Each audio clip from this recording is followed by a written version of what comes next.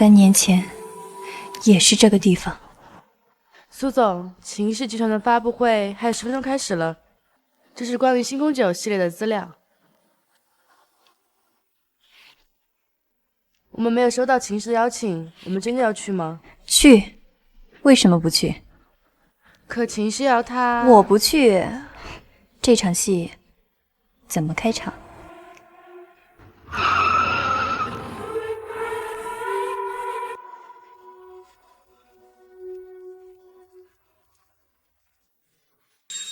为了这次星空酒的所有筹备，要感谢各位老板对家里支持。秦总，别来无恙。他怎么来了？感谢各位莅临秦氏星空酒的发布会现场。星空酒凝聚了我们团队3年的心血，终于开启白酒的新篇章。在此，我要特别感谢我们的苏婉女士，特意从海城回来。如今，我们的苏婉女士是投资界点石成金的人物，她的到来让今天变得格外的有意义。秦总客气了。苏婉，这是我们秦氏星空酒的第一杯酒，还请多指教。指教不敢当，香气倒是够浮夸，可惜。苏婉，你这是什么意思？没别的意思，这杯星空酒的基底配方是偷来的，所以，我宣布，晚州资本从今日起正式启动对陈州酒坊的全意向收购流程。秦总，靠偷来的东西换来的好日子要到头了。苏婉，你为了一个烂在了贫民窟、消失了3年的男人，给我当众撕破脸，值得吗？你以为收购了那个酒坊又能怎么样？值不值得我说了算？陆沉舟是烂了还是死了，都轮不到你来质疑。但是，你猜猜，这3年我查到了多少有趣的消息？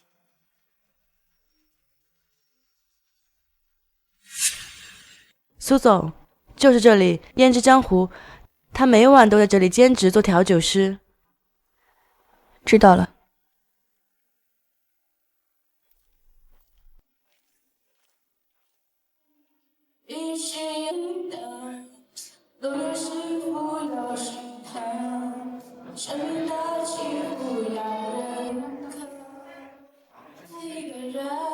喝点什么？陆沉舟，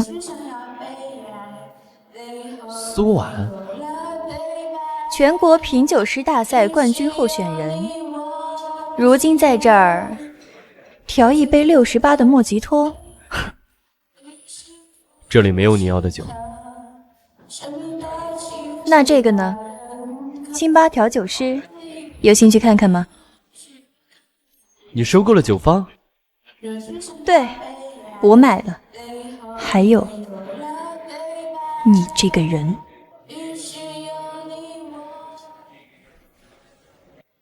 你不是喜欢躲吗？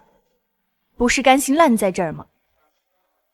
我偏要把你拉出来，放到太阳底下，我要让所有人都看看，当年那个不战而逃的陆沉舟，现在是什么样子。我要你亲口承认，当年是你自己不战而逃，放弃了比赛，放弃了所有。如果这是你想要的，可以。明天上午9点，到文件的地址报到。你现在是万州资本的特聘调酒顾问。等等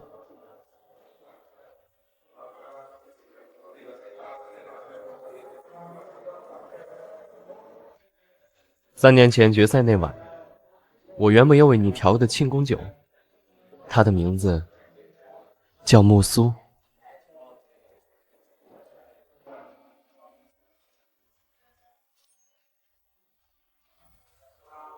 这个味道，怎么和破掉的那杯星空？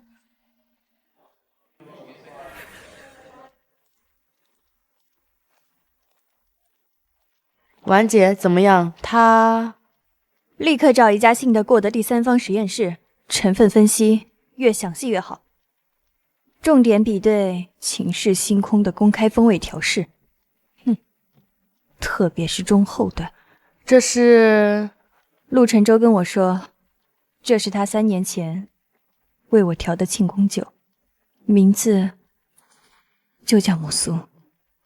和秦世瑶今天发布会上的核心概念对上了。你是怀疑陆晨舟当年和秦世瑶他……我不知道，但他今天的话摆明了是在告诉我，他清楚秦世瑶的酒有问题。这个人比我们想象中的藏得还要深。明天他来公司帮我安排一场测试。桌上3杯酒，第1杯是市面上常见的基酒，第2杯是秦氏3年前推出的窖藏经典，第3杯是昨天发布会的星空内部品鉴版。10秒钟，我要你告诉我第3杯的缺陷，以及它和第2杯的关联。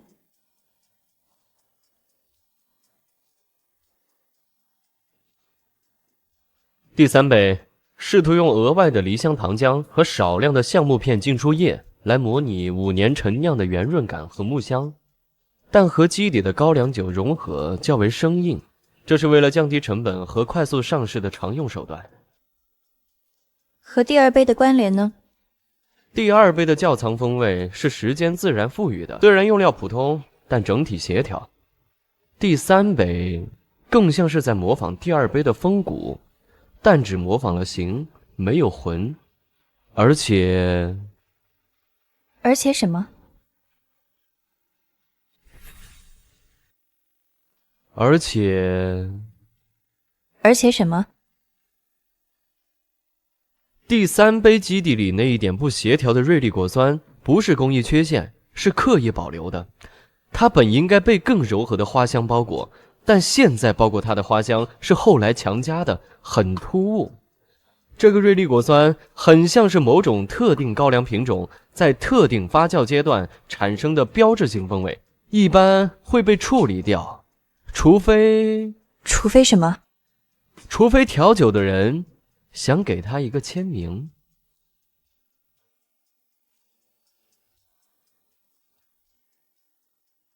苏总，实验室那边初步电话反馈。没事儿，说。那杯木苏成分非常复杂，很多风味物质并非市面上常见的添加剂能够合成的，其中一项关键指标和星空的实验分析有高度重叠，但木苏的融合更为自然，更像是完整版。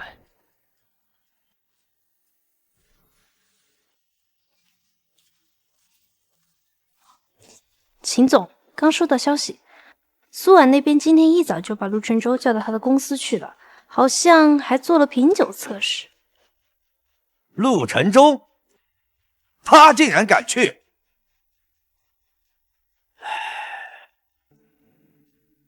看来苏婉是铁了心要跟我们翻旧账了。要不要像3年前那样，再给他点颜色瞧瞧？他妹妹那边不急不急，苏婉现在正在盯着我们，动作还不能太大。陆晨舟既然选择了露出面儿，那就得让他尝尝重新站在阳光下的代价。去，把陆晨舟在夜市酒吧打工，还有当年比赛前夜的一些精彩的照片，匿名发给咱们几家关系比较好的行业自媒体。标题嘛，就叫做昔日的天才堕落史，背叛师门，或者说连自己女人都罩不住，岂不是更好？明白。那苏婉那边，他不是想玩收购游戏吗？那咱们就让他先后院起火，等陆晨舟再次被舆论淹死，我看他还怎么用这颗棋子。苏总，出事了！几家自媒体同时发布了陆先生的负面文章，翻旧账说他背叛卖配方，同时还配了他在酒吧打工的照片。秦世瑶动作可真快。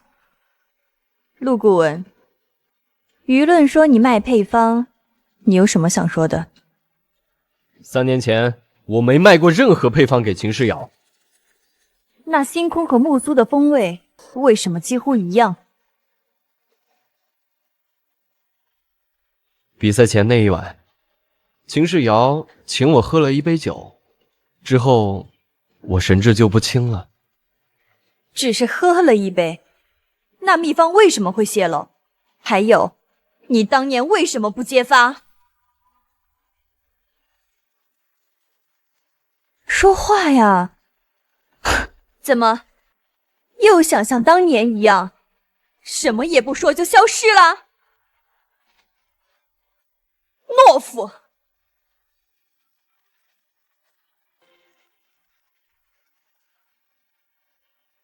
什么？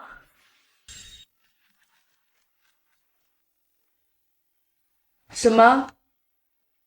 苏总，刚接到消息，之前和我们谈好的2家本地供应商，突然都说暂时无法和我们合作了。泼脏水，断资源，好一个组合拳！你看到了，秦世瑶在逼我放弃你，放弃九方。如果你继续这么懦弱下去，不值得我为了你和他正面开战，那么我们的合作到此为止。我最后给你一点时间想清楚，是继续当个谜，还是拿出点儿能让我信的东西。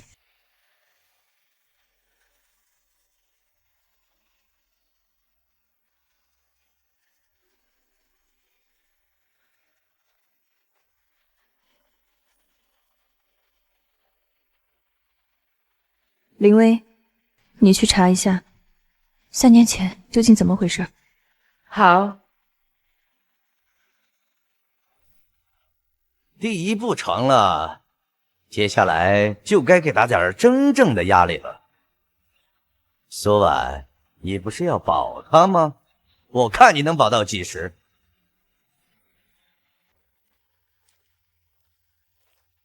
苏总，有重要进展。我查到了3年前决赛前夜的医疗记录，陆晨舟当年确实在当晚去过城西的一家医疗诊所，来咨询味觉丧失的紧急处理办法，时间就是在当晚的11点左右。我还通过某种特殊手段拿到陆晨舟当年使用过的那部手机。手机？对，我破译了，核心词只有3个，反复出现：被迫、威胁、妹妹。结合当时的医疗记录，基本上可以确定，当年的事不是一场简单的背叛，他应该是被人拿出了致命的弱点，而那个致命的弱点就是他的妹妹。那些照片呢？很大概率是伪造的，或者是胁迫下故意拍下的，目的就是让我们相信他是故意背叛，彻底断绝追他的可能。还有一件事，今天公司邮箱收到一封匿名文件，只有这张照片。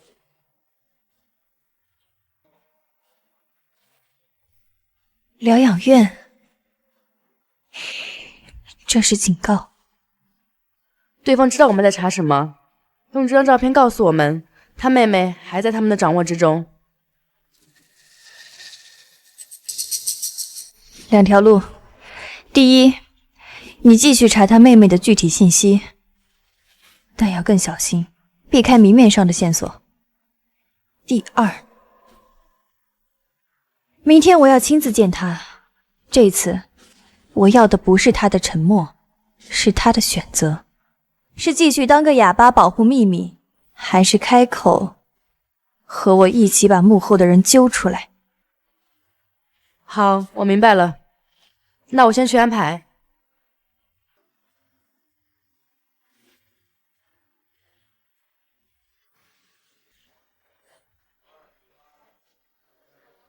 陆晨舟，这是你妹妹，对吗？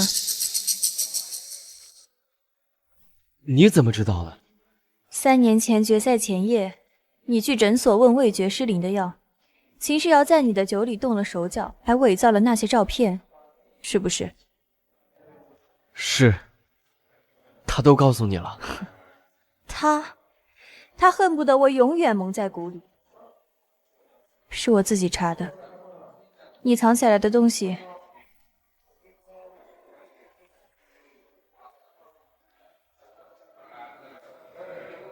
对不起，但是我没有办法。那时候雨眠在 ICU， 佩行刚有眉目，秦世瑶的人就守在病房外面。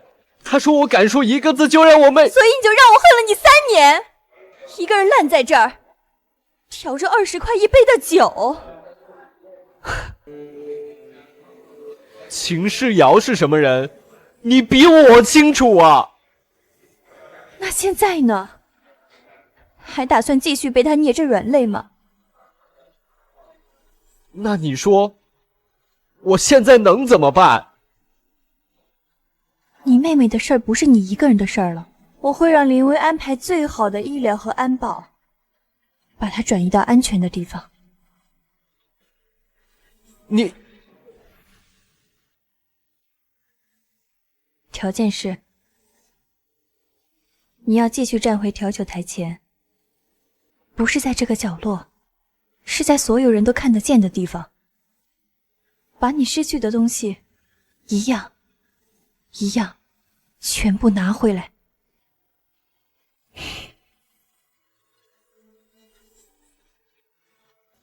好。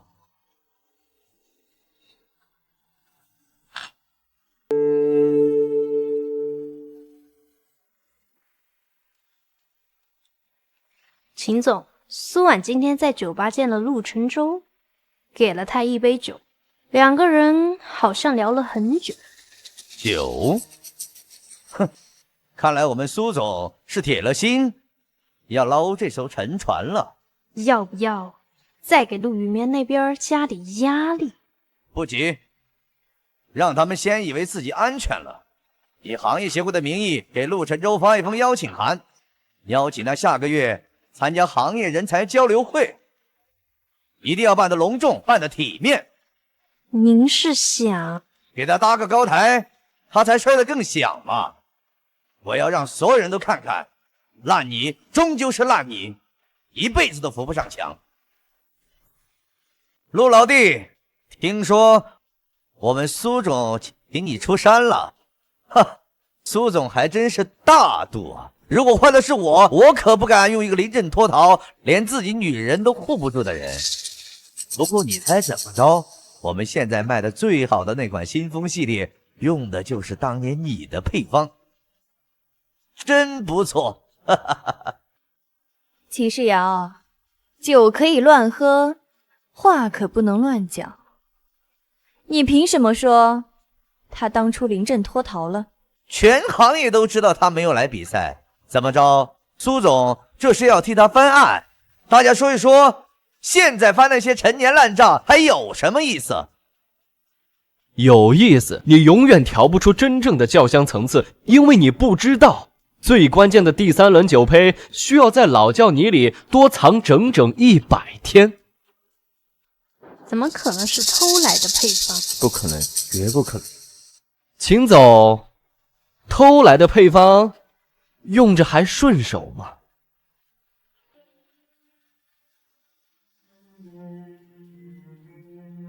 老窖泥多藏100天，真的？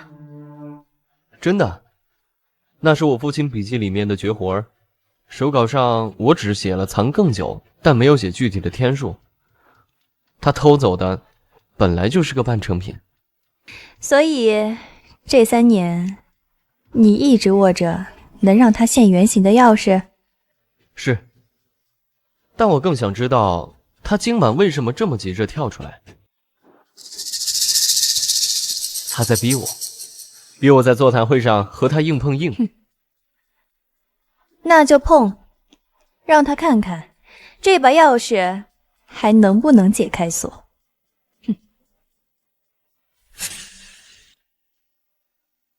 云城的原料虽然解决了，但秦世瑶联合本地经销商全面封杀，我们的酒一瓶也出不去，资金链最多撑2个月。需要我做什么？我要你什么都不做，好好准备座谈会吧。但我会让林薇放出一个消息，就说陈州酒坊因为原料被断，渠道被封，资金链即将断裂，正在寻求低价转让。让秦世瑶以为我们快撑不住了。对，他不是喜欢落井下石吗？我们就给他看一口快枯的井，等他放松警惕，把注意力全部放在怎么在座谈会上羞辱我们时，就是你拿回一切的时候。风险很大。如果其他企业真的以为我们要破产，真正想合作的人是不会在乎表面风声的，哼，怕的也不是我们的盟友。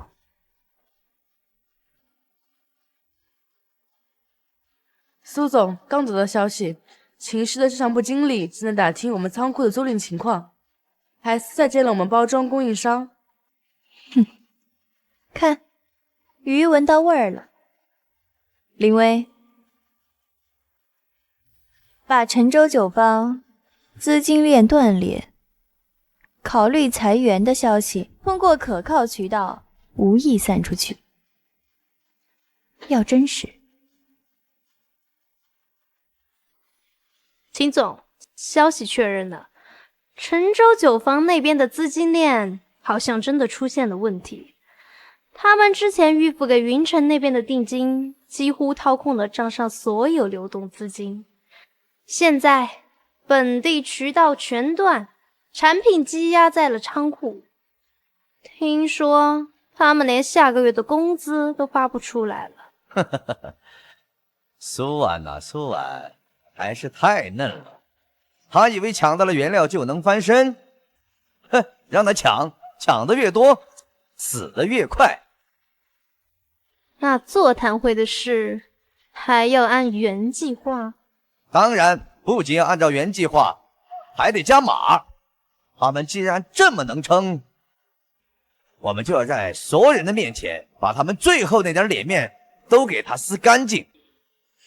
你安排一下，让孙有福准备得更充分点，最好能无意地透露出苏婉为了拯救酒坊，逼着陆晨舟配合他作假。明白。那我们要不要趁现在把他们仓库里积压的那批酒？不急，等座谈会结束之后，他们彻底的臭了，那批货自然会有人按照废品价的价格帮我们处理掉。现在动手反而显得我们吃相太难看。陆老边，对不住啊，秦氏那边打了招呼，你那边定制花瓶实在是不能做了，定金嘛我退你，但是违约金……哎，理解，赵哥。秦世瑶还让你带什么话没？他让我跟你说，别在座谈会上瞎说话。你妹妹现在住到那个疗养院，不错，但是她是亲力车，每天出去干。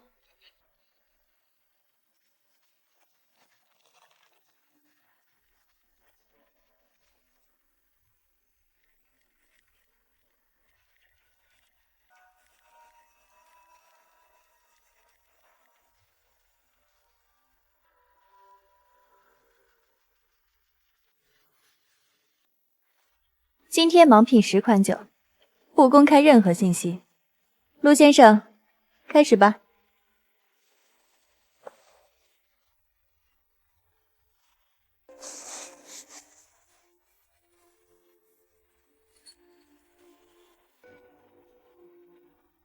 五行酒，2018年3号教职。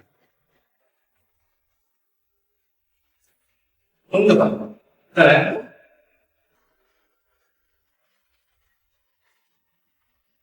护州酒，2016年，国宝教师群7号教室，用的是川南糯红高粱。第9杯呢？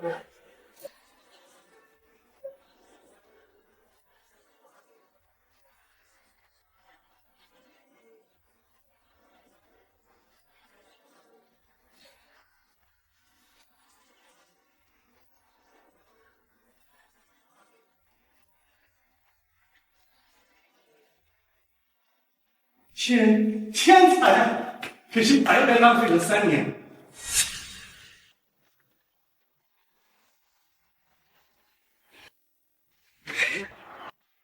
天才归来，陆沉舟盲品10款酒全中，技惊4座。谁允许他办的这场品酒会？谁让你这些老东西拍视频的？是几个老师傅私下组的局，没想到他竟偷偷录了像，还私自发给了行业自媒体。废物！我让你盯紧的，这就是你盯的结果。哼，好的很。想靠一个视频就翻身，马上给我约孙有福。我要在行业的座谈会上，当着所有人的面，把这段视频变成陆承舟精心设计的骗局。苏总，我们的事情彻底爆了，现在全行业都在讨论陆先生复出的事情。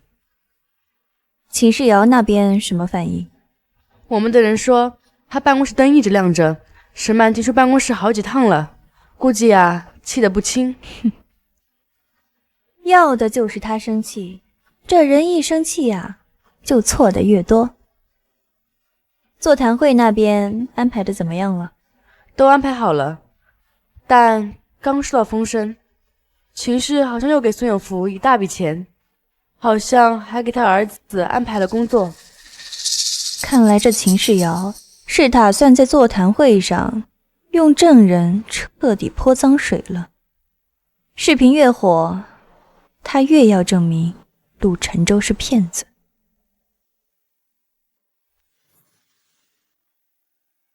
进。我把当年残缺手稿的电子备份找到了，残缺的那几页正好可以证明星空的配方不完整。来得正好，这是我们在座谈会上反击的关键。但秦世瑶收买了孙有福，他可能会在现场指认你当年的手稿是抄袭或伪造。我需要一个机会，在孙有福开口之前来证明这份手稿的真实性。我有一个办法，但是需要你配合演场戏。孙师傅，座谈会上该怎么说，你可都记住了？记住了。就说3年前亲眼看见陆沉舟偷看秦氏的研发资料，还试图贿赂我，替他隐瞒。很好，非常好。这事儿成了，你儿子进秦氏的事情就包在我身上。但如果你要敢说错一个字儿，你儿子进秦氏的事情，以及你这些年干的那些肮脏之事儿，我可就帮不了你了。请秦总放心，我一定办好。陆先生，最近你的品酒视频很火，正好今天大家伙儿都在，不如借此机会分享一下你的成功心得。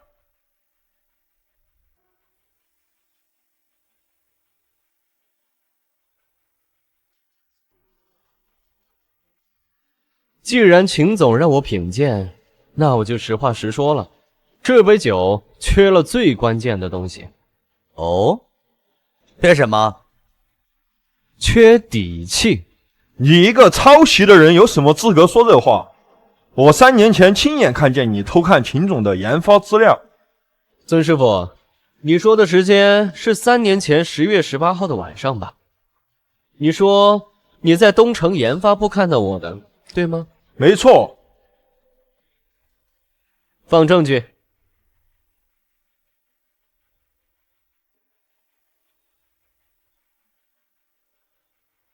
时间对不上。曾师傅，你收钱做伪证的时候，没算过时间差？顺便说一下，孙有福儿子的账户昨天进账50万，汇款方是秦氏集团的关联公司。需要看银行流水吗？各位，今天因为有些意外，这个座谈会暂时就……秦总，酒可以偷，时间偷不了，真相也偷不了。座谈会的事儿，各位都看到了，所以我们要在一个更大、绝对公平的舞台上，把丢掉的东西连本带利的拿回来。举办首届金樽杯全国的品酒大赛。秦总，这个时候举办全国性的大赛，舆论会不会？正是因为这个时候我们才要办，我们要向全行业的证明秦氏有底气接受所有的挑战，我们更有实力。最重要的是，我要亲自给陆沉舟发一封邀请战书，一较高下。秦总高明，在绝对的关注度和权威评审面前，相信座谈会的那点小风波很快就会被盖过去。而且，如果陆沉舟他不敢应战，那就是心虚；如果他敢来，在全新的赛制下，他未必能再次侥幸。不是未必，是不可能。秦氏刚刚正式发布了金樽杯大赛的公告，声势浩大。这份特邀挑战函就是秦氏要以个人以及组委会的名义指名道姓发给陆先生的。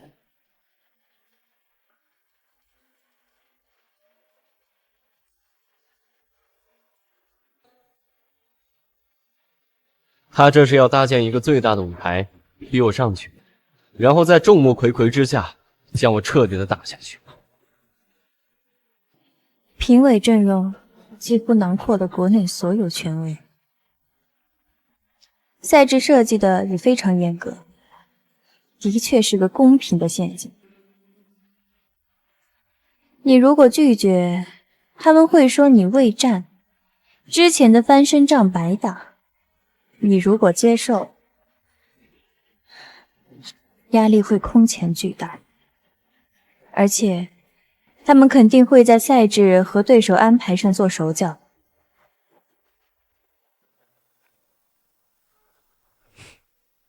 他说的没错，传奇就是应该回归到最大的舞台。你有把握？这次可和私下的小型品酒会完全不同。没有十足的把握，但这是结束一切最快的方式，在最大的舞台上赢他一次，所有污蔑、谣言都会烟消云散。好，那就应战。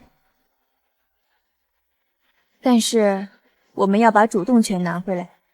林威，以陆沉舟和沉舟酒坊的名义高调接受挑战，同时我们主动提议增加一个环节：古法复原盲品，从古籍中随机抽取失传的古酒坊，限时复原并品鉴。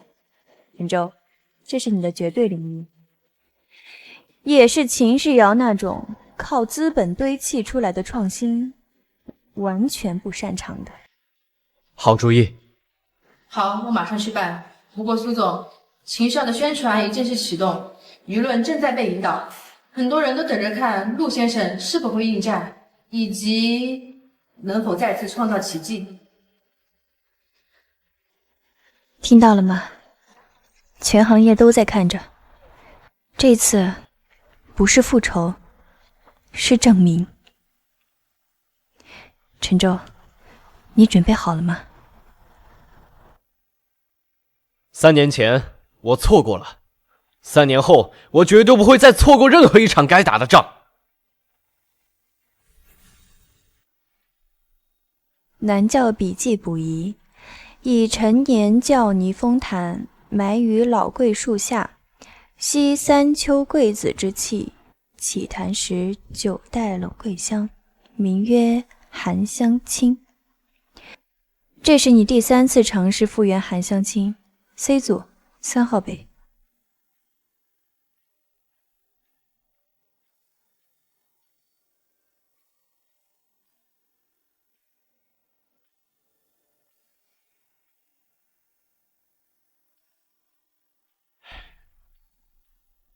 错了，桂花太香，盖住了酒骨，窖泥里的土腥气也没处理好，混在一起，像廉价的香水。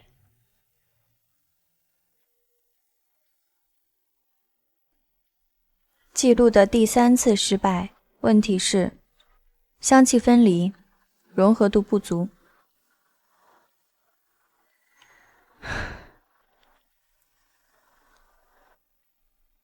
你现在在用现代调香的思路去解一道古法自然的题。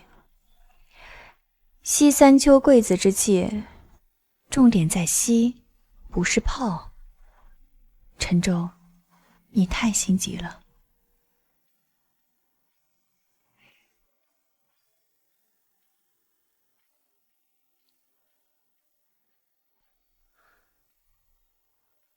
我能分辨出至少7种现代香精模拟的桂花味，但古籍里说的那种长在树上被秋露浸泡过的活桂花，我好像抓不住它的魂了。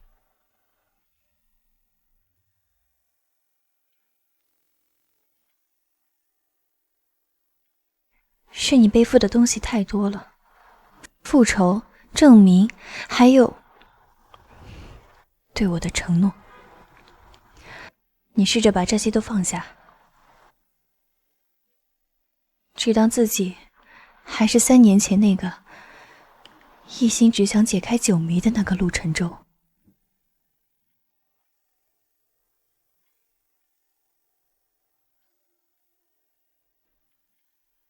只是当解谜。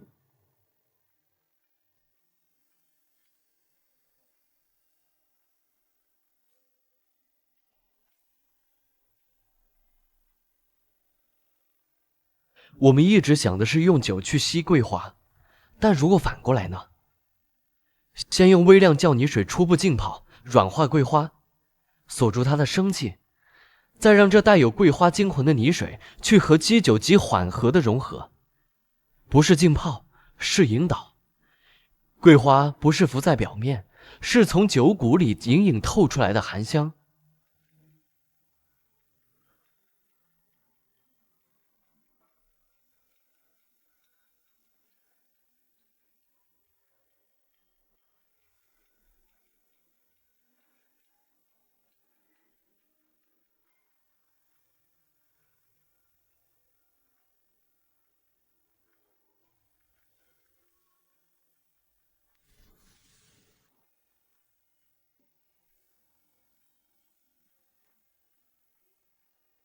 每次解出一个古方，都像隔着时空和一位素未谋面的老先生对话。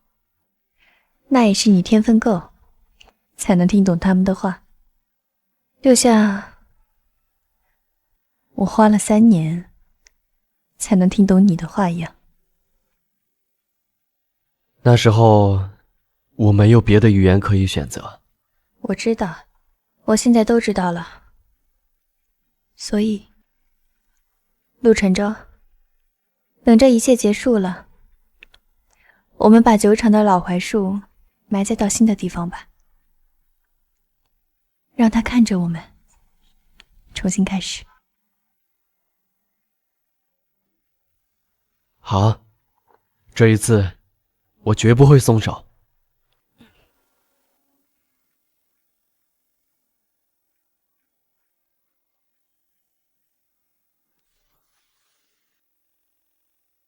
秦总，陆沉舟的恢复进度比我们预期的都要快。根据我们观察，他已经达到了3年前的70%水平。70%足以让他在全国大赛上制造麻烦了。哎，小曼，你觉得苏婉看上他什么了？就凭这点调酒的手艺？秦总，我不评价任何私人感情。那你评价评价我呗。你跟了我这么多年，你觉得我比陆沉舟输在哪儿了？秦总的商业头脑和手段，自然是无人能及。那你为什么不用看陆沉舟的眼神看我呢？秦总，现在最重要的是全国大赛，我们已经按照您的吩咐准备好了。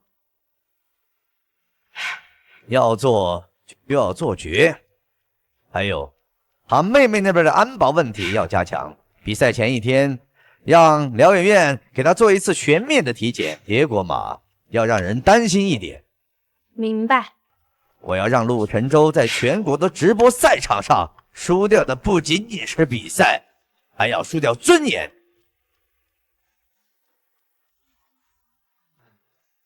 看，天才的直觉总是这么敏锐，可惜啊，直觉也救不了他。需要加强对训练室的监控吗？不用了，游戏要公平一点才有意思。小曼，你最近好像瘦了，难道压力很大？没有。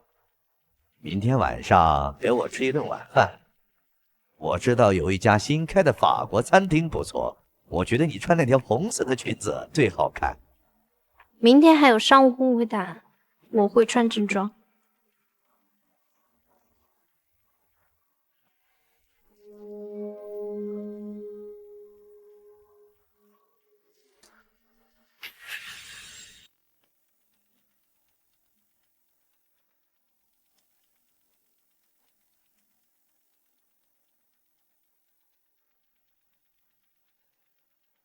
什么情况？耶！怎么还来人呢？下次走来。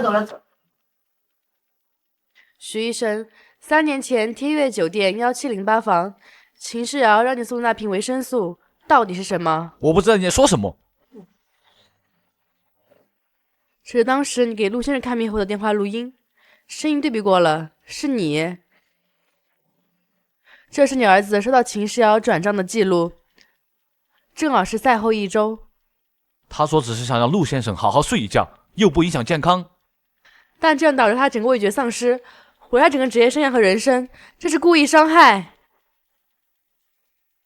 唉，这里是我偷偷录的音，还有我药物分析的备份，拿去吧，我只想让我的家人平安。我们会暂时安排你和你家人离开，但是在必要的时候，我让你站出来说真话。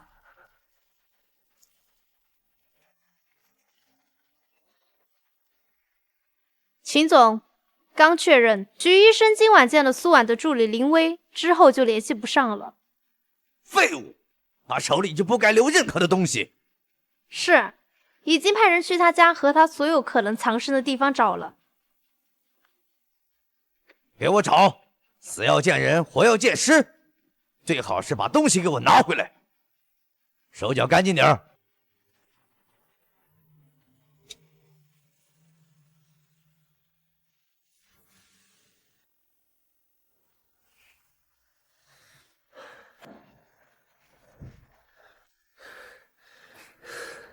我调不出来，什么血泊，什么古籍，都是骗人的。我根本不行啊！林薇找到了，找到当年给你下药的医生，证据确凿，录音、笔记、转账记录都在我们手里，所以你在这儿向这些酒发脾气，是在向谁认输？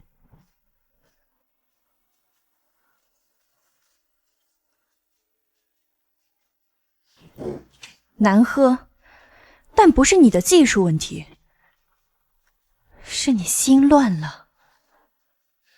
医生找到了，证据齐了，你的清白我替你拿，但你自己的荣耀，你要自己去赛场上取啊。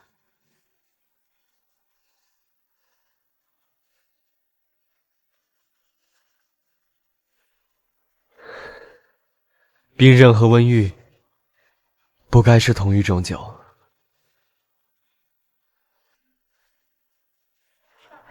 想明白了就继续，我陪你。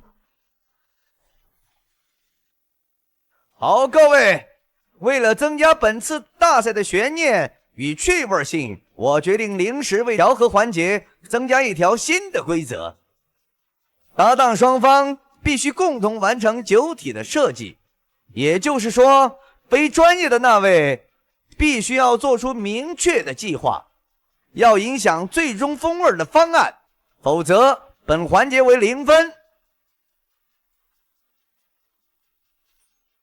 苏总，您是投资人，现在换人还来得及，可别让我们的陆沉舟再输一次。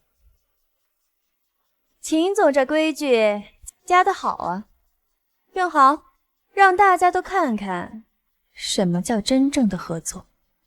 沉舟，开始吧。好，那我们就拭目以待。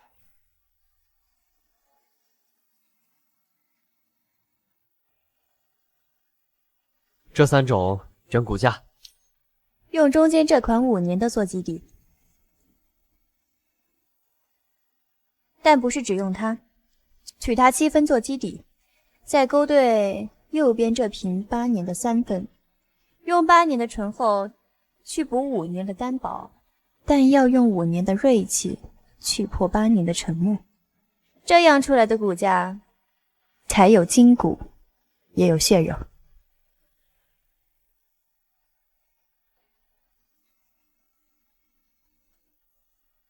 第2步，确定风格走向，尾韵要劲还是绵？不要纯粹的劲，也不要过分的绵，要有一种撕开厚重后豁然开朗的木酥感。这个敢不敢试试？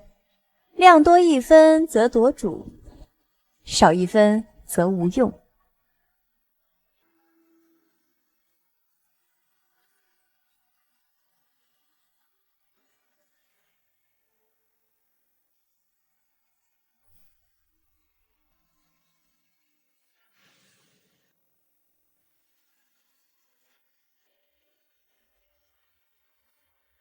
骨架分明，骨架挺拔，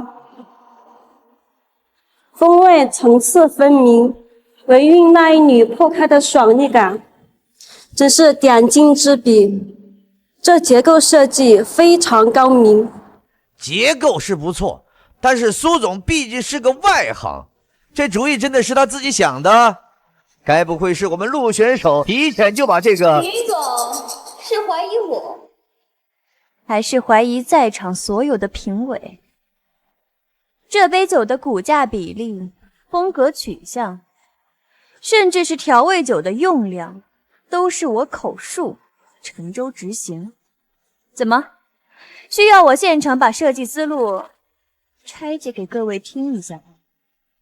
他不仅能说，还能做，没有他的决策，这杯木苏根本就不存在。这1分是他拿的。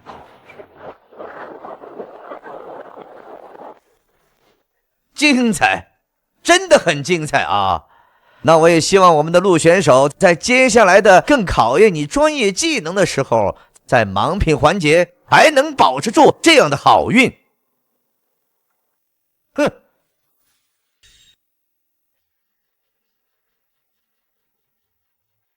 接下来是盲品环节，这10杯酒来自5个不同省份的酒厂，涵盖了3种主流香型，年度跨越了20年。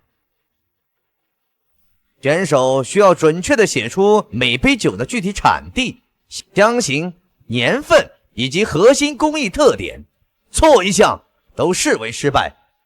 陈舟，现在退赛还来得及。开始吧。酒橙单量浓香，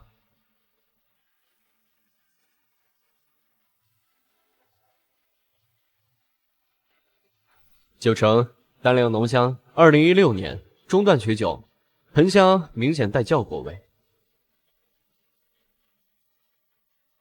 怀橙酱香，2012年7轮次曲酒，焦糊香纯正，尾段微苦。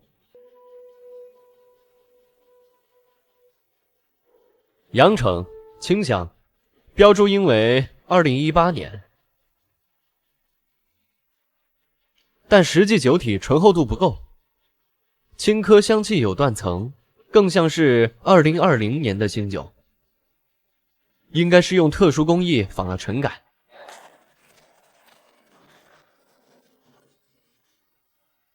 恭喜陆沉舟满分夺冠。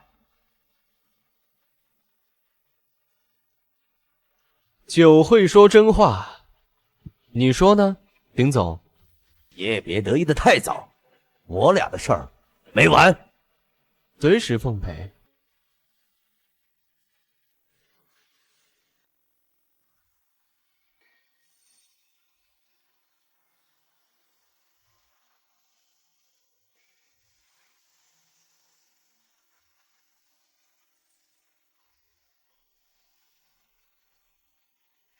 今天你说出第7杯酒有问题的时候，我就在想，如果3年前你也能像今天这样，把什么都告诉我，该有多好。3年前，那个时候，我以为独自扛下所有叫保护，那现在呢？现在才知道那叫愚蠢。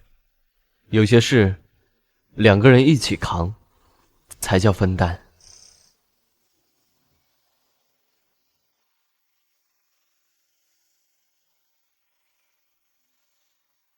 这些年，你一个人很累吧？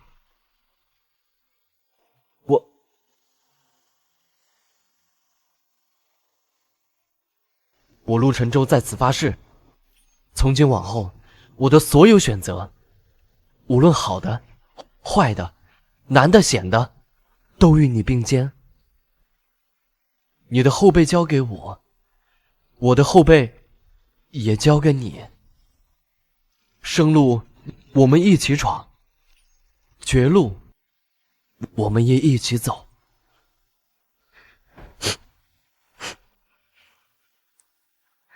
准了。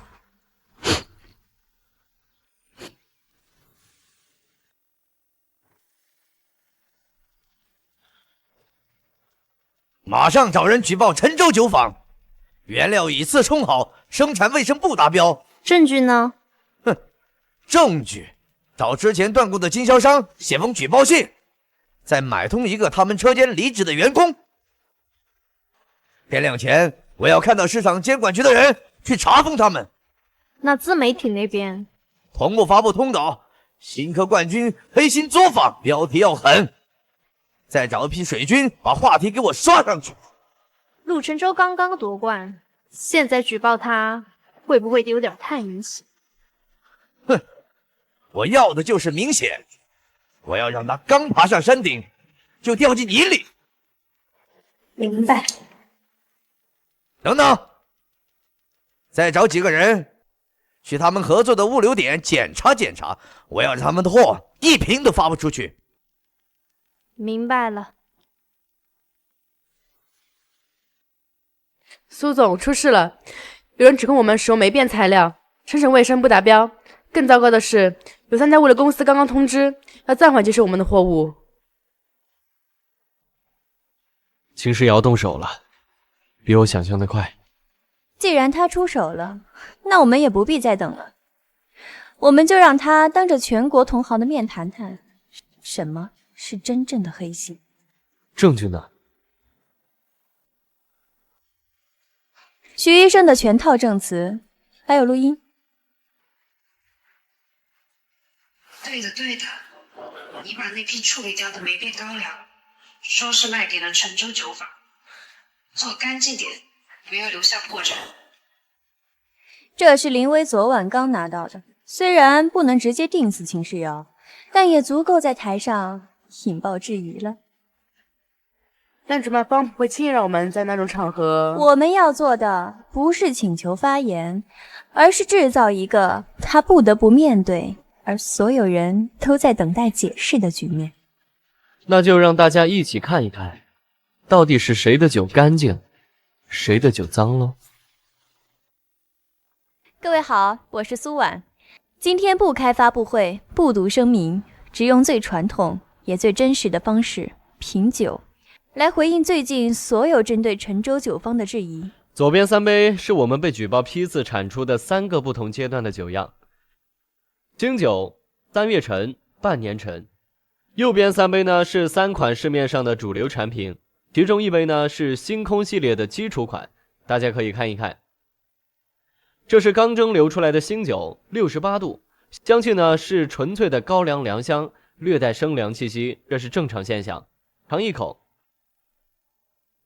入口爆辣，但辣得干净，无邪杂味。这款酒香气很讨巧，有明显的花果香调，但这不是高粱酒自然发酵会产生的自然主体香气。入口绵和，但这是酸味剂和调味剂共同营造的假象，中段香气断层，尾调有不该出现的类似劣质酒精的勾兑后的刺喉感。我们并非指责任何产品，只是陈述客观品鉴感受。接下来对比存放3个月后的酒体变化。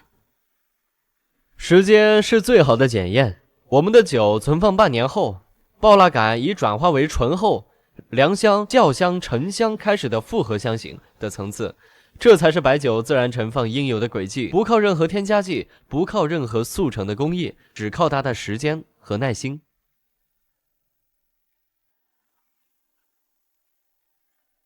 清者自清，但我们更愿意主动让所有人看清。陈州酒坊接受一切基于事实的监督，但绝不接受无端的诋毁。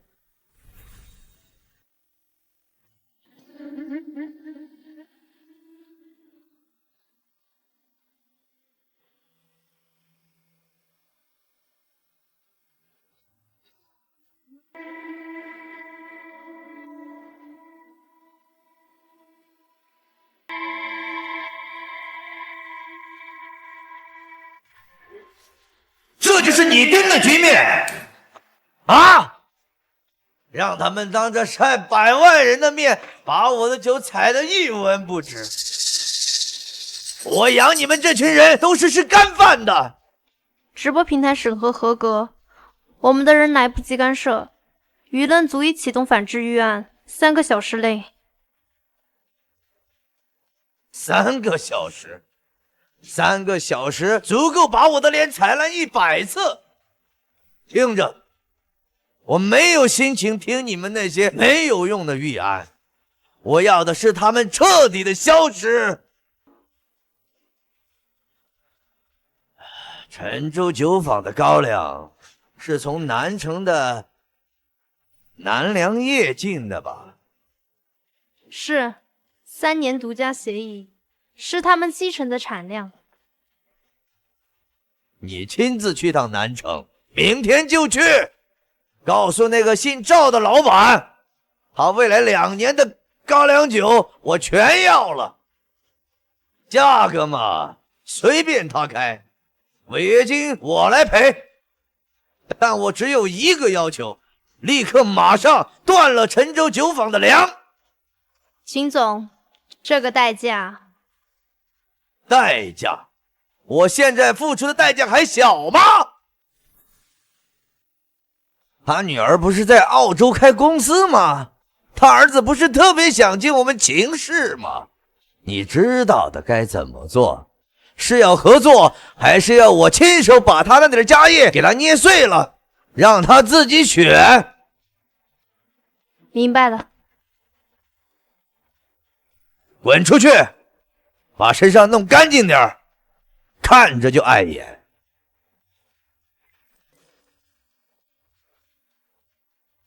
怎么，你最好别让我失望，别忘了你能够有今天是因为谁，还有你那些个不干不净的过去，除了我，没有人替你兜着。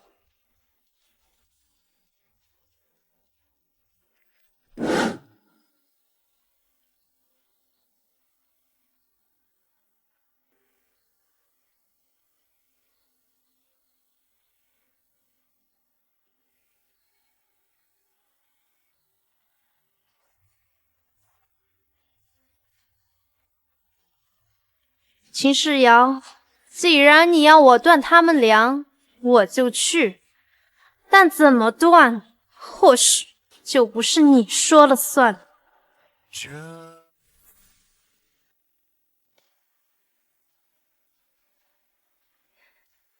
效果比预期好。关于星空品质的讨论热度，已经压过之前的举报谣言了。我只是说了实话。实话才最伤人，尤其是像秦世瑶那种靠华丽包装出来的东西。但他不会罢休的。我知道，他下一步会更直接。进。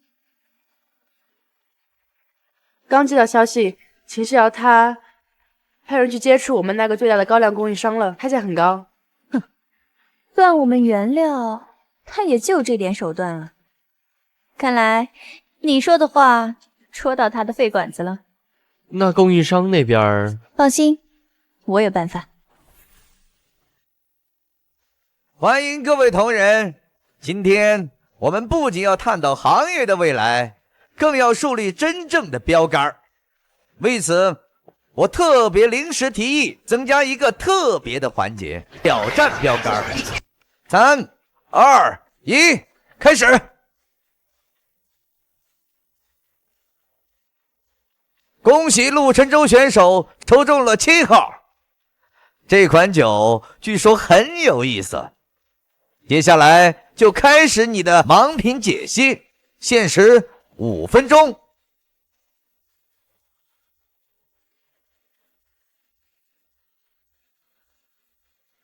这杯酒我品不了。怎么，陆大师，这是怕了，还是根本就品不出？不是怕，是没必要。这杯酒被添加了超出正常范围10倍以上的己酸乙酯和丙酸乙酯，有人想用工业香精掩盖它原本的工艺缺陷，顺便干扰品鉴者的判断。秦总，您说这样的酒该品吗？不可能，无凭无据的。是不是做个快速检测我们就知道了？我要求立即封存此酒样，立刻进行检验。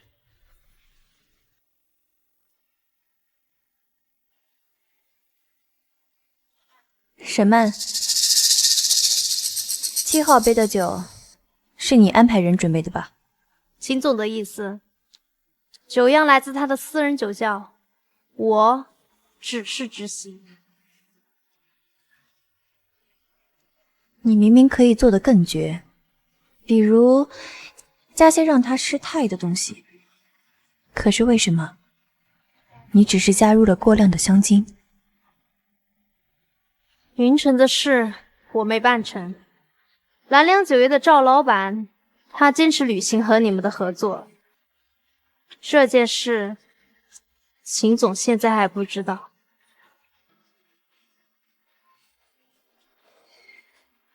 沈曼，你究竟在想什么？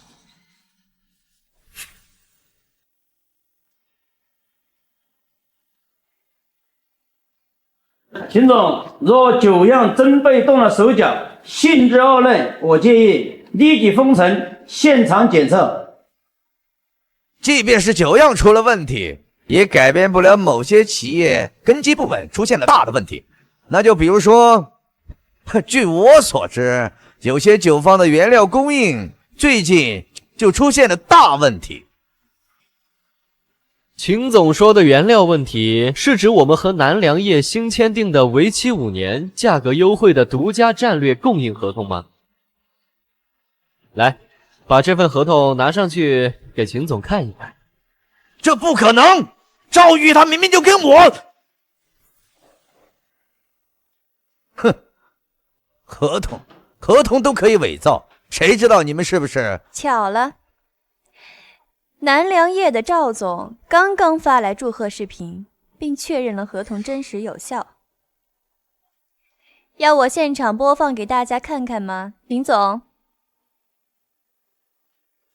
秦总，关于7号酒样以及你方才对陈州酒坊原料的不实指控，你是否需要给在座所有人一个解释。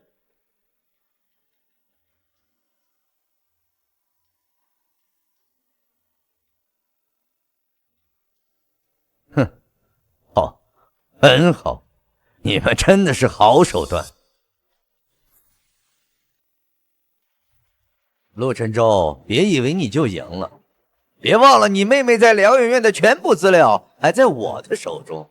你信不信我一个电话就……秦世尧，你敢动我妹妹一根头发试试？哼，我保证你失去的绝对不止现在这些，我会让你后悔。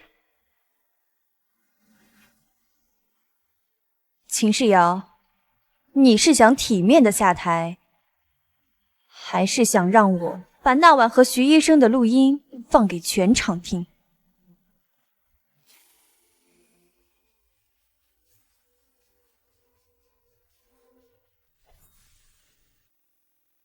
抱歉各位，因本人身体不适，暂时就先行一步。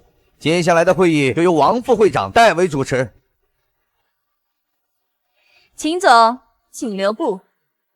我这里有你助理沈曼发给我的关于你这几年来非法勾当的证据，你要不要一起来核实一下？你这个贱人，居然拿我的真心去喂狗了！哼！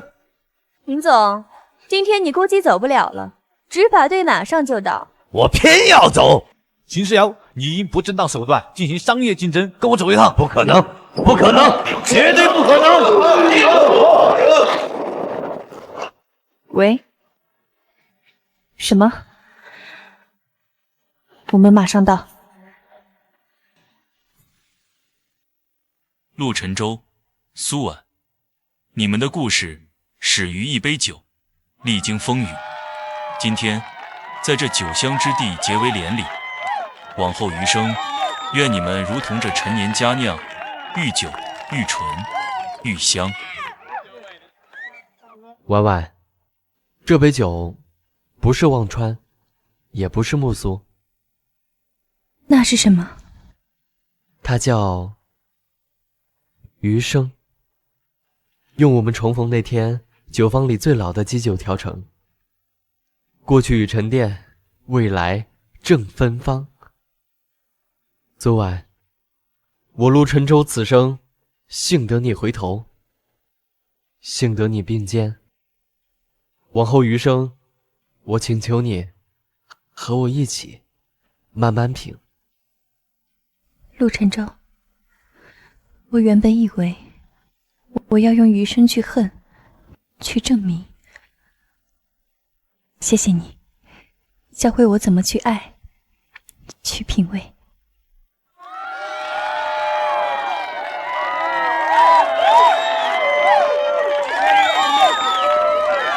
余生，请多指教。